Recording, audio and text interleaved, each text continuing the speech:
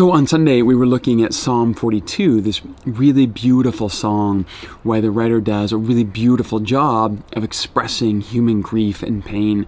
He kind of weaves back and forth between the ebbs and the flows, the waves of grief that hit him. And any of us that have ever grieved before know that grief and pain, it's not just a one-time thing. And just when we think we're through it, all of a sudden we're there again at times. And at the same time, what he does is he weaves together those moments with a lot of hope and joy and even celebration. And what's beautiful about that is there's a reminder that we never want one voice to dominate our story. It's really important to name your grief and allow your hurt to be acknowledged. But at the same time, it's unhealthy when that becomes the only voice in your story. Joy and pain and laughter and tears, all of this needs to be mingled together in the same breath and sometimes in the same song. But one of the things that I said when we looked at this psalm was that sometimes it can be really tough to know the difference between bringing your hurt to the surface and naming it, and then sort of slipping over the edge into self-pity and despair.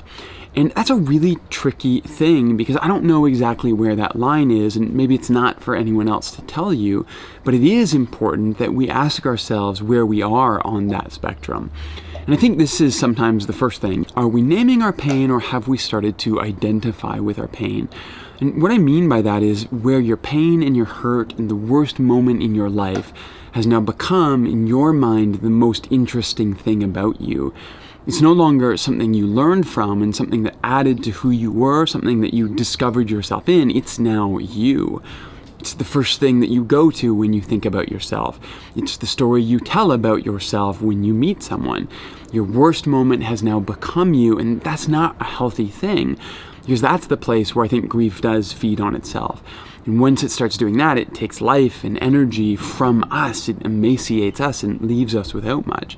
So where's the line between bringing your hurt to the surface, being honest with yourself about what's happened, and identifying with it? And I think this is a good question you can ask yourself at times. Have I learned from my past? Have I honored my past? Have I named my past? Or have I allowed one moment that happened to me in one space and one time become my story?